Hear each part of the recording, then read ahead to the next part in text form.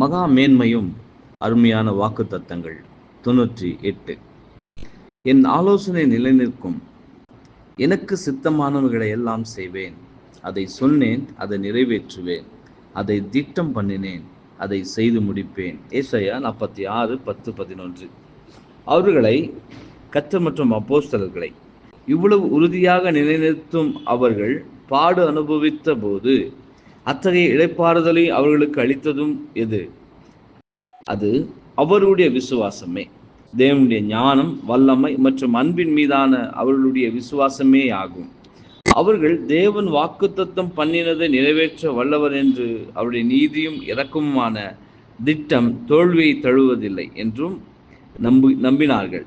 காரணம், அவர் தமது தீர்க்கதரிசிகளின் வாய் மூலமாக என் ஆலோசனை நிலைநிற்கும், எனக்கு சித்தமானவைகளை எல்லாம் செய்வேன், அதை சொன்னேன், அதை நிறைவேற்றுவேன், அதை திட்டம் பண்ணினேன், அதை செய்து முடிப்பேன் என்று கூறியுள்ளார்.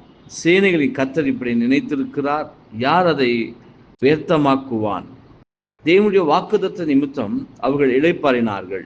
அவரில் அவருடைய விசுவாசம் நங்கூரமிடப்பட்டுள்ளது. மேலும் அவர்களுடைய நங்கூரம் தேவனுடைய சிங்காசனத்தை பற்றி கொண்டிருக்கையில் எவ்வளவு கடுமையான புயல் கொந்தளித்தாலோ அல்லது வாழ்க்கையின் சீற்றங்களால் எவ்வளவாக தூக்கி எறியப்பட்டாலும் என்னவாயினும் இவைகள் அவர்களுக்கு ஒன்றுமே இல்லை என்பதே. ஆமென்.